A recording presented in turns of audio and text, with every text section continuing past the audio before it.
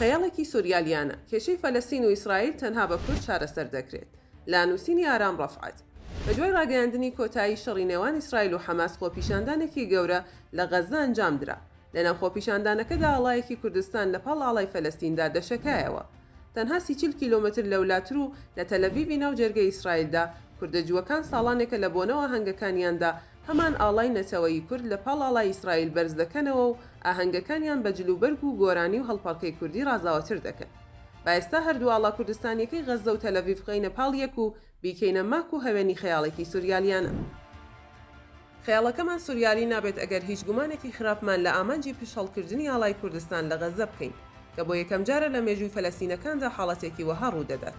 هەروەک چۆن خەیاڵەکەمان دەپشڕێت ئەگەر گومان بخەینە سەر مەبەستی پشت ئاڵای جووەکان و یان سەرکوردبوونی نزیکەی 9 ملیۆن جووی کورد کە لە کوردستانەوە کۆچیان کردووە و دوای 70 ساڵ هێشتا تاموبۆی کفتەی سابوونکەران و دۆڵمەی کۆیان و کەلانەی موکریان و تاسکەبابی ئامەد و دۆغای هەولێریانیان لە ماڵ دێت.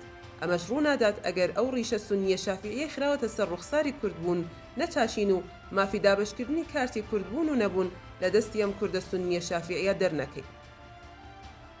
بۆ خەیاڵەکەمان وا پێویست دەکات کە هەمووان وەکێک مافی کوردبوونمان هەبێت، هەر لە کوردی باینزادە شێعی و جوو ئێزدی و یارسانیەوە تا دەگاتە کوردی کریستیان و سونی و عەلەوی.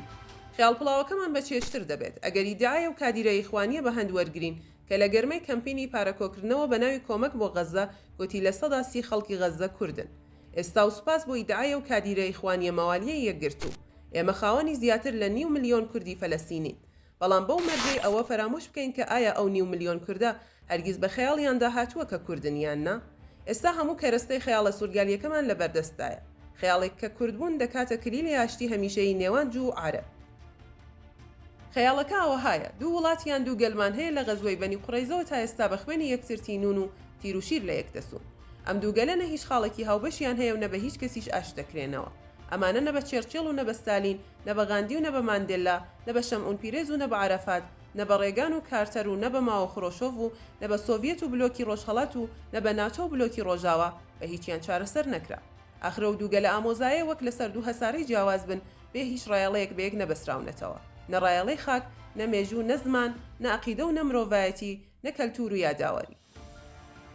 لەم بێ ئومێدیەدا تاکە ئومێدێک خەیاڵی سوریالی کوردبوونە، کوردبوونی بەشێک لە گەلی جوو فەلەستینی. لەم خەیاڵەدا کوردایەتی دەبێتە ناسنامەی هاوبەشی 9 ملیۆن کوردی فەلەستین و 9 ملیۆن جووی ئیسرائیل. کوردایەتی بە مانای دانانی کوردبوون لە سەروی هەموو یاسوارە دینی و مەسهەبی و زاراوەیی و ناوچەیەکانە. ئێستا و ملیۆن کوردە لە دەرەوەی ئاڵای کوردستان و ناسنامەی کوردبوون کۆ دەکەینەوە و لە یەکەم هەنگاودا لە کیانێکی خۆسەریدا کۆیان دەکەینەوە و زمانی کوردی دەکەینە زمانی فەرمی هاوبەش و خۆسەریەکە دەکەینە نمونەیەکی جوانی پێکەوە ژیان. یەکەمەرکی و خۆسەریە دابڕانی باقی فەلەستینی و جووەکانە لە یەکتری و بە جۆرێک کە نەتوانن چیتر نە یەکتری ببینن، نە یەکتری ببیستن و نە یەکتری بکوژن. لێرەدا ئاشتی بۆ خۆی دابین دەبێت و کێشەی 15 سەدەی دووگەلی ئاینزادە دەخرێتە سەرڕەفەکانی مێژوو. هێشتا خەیاڵ پڵاویەکە مەودایەکی زۆری بۆ فراوانبوون و جوانبینی هەیە، بەڵام من لێرەدا دەوەستم چونکە کورد لە بنەڕەتدا بوونەوەرێکی دەرەوەی مێژوو دەرەوەی مرۆڤ بوونە، نەدەتوانێت نەخۆی دەوێت و نەمافیەوەشی هەیە خەیاڵی هەبێت. ئەگین نابێنە پێش چاوتان ئەگەر لە جێی کورد تورکەکان بوونایە و 9 ملیۆن جوو نیویتری عەرەبیش تورک بوونایە ئێستا تورکیا چ قوبرەسێک و تەورێزێکی لەسەر خاکی پیرۆز بنیاد نابوو. هەر تورکەکان وانی یابانی، سربی، ڕووسی یان هەر نەتەوەیەکی سەرفرازی تر کە نەتەوە بوون لایەن گەورەترین ڕایەڵە و پیرۆسترین شکۆمەندیە بە هەمان شێوەن.